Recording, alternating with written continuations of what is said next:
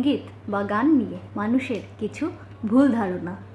প্রথম, সন্তানকে স্টেজে উঠিয়ে গান না গাইয়ে তার ভিটে শক্ত করার চেষ্টা করুন, অন্তত 10-15 বছর। দ্বিতীয়, শখে আর যাই হোক গান বাজনা হয় না। গান বাজনার জন্য প্রচুর সাধনার প্রয়োজন।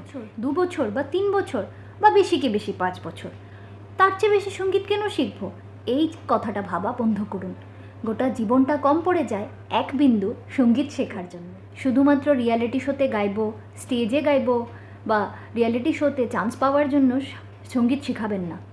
সঙ্গীত নিত্য পূজার মতন, তাকে রোজ সাধনা করতে হয়। বাচ্চাকে গান শিখতে দিয়েছেন মানে এটা নয় যে 8-10 দিন পর সে পারদর্শী হয়ে যাবে। সময় দিন, তার ভিটেটাকে শক্ত হতে দিন। শাস্ত্রীয় সঙ্গীত শেখান, ক্লাসিক্যাল শেখান, সেসব দিয়ে ভিটে শক্ত হয়।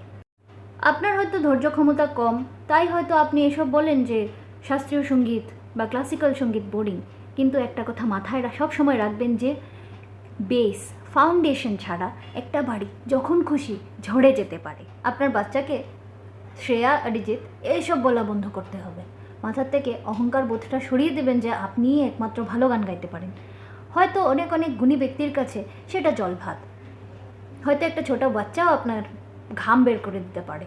কিন্তু একটা কথা মাথায় রাখবেন যে নিজেকে সব সময় সঙ্গীতের ছাত্র বলেই গ্রহণ করবেন। আপনি সঠিক তৈরি হলে আপনাকে টাকা রোজগারের কথা ভাবতে হবে না, বরং তা নিজে নিজেই আপনার টাকা রোজগারের মাধ্যম হয়ে যাবে। সঙ্গীতকে কখনো ছোট করে দেখবেন না।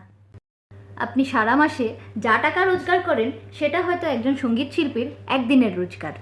মাস তো ছেড়েই দিলাম।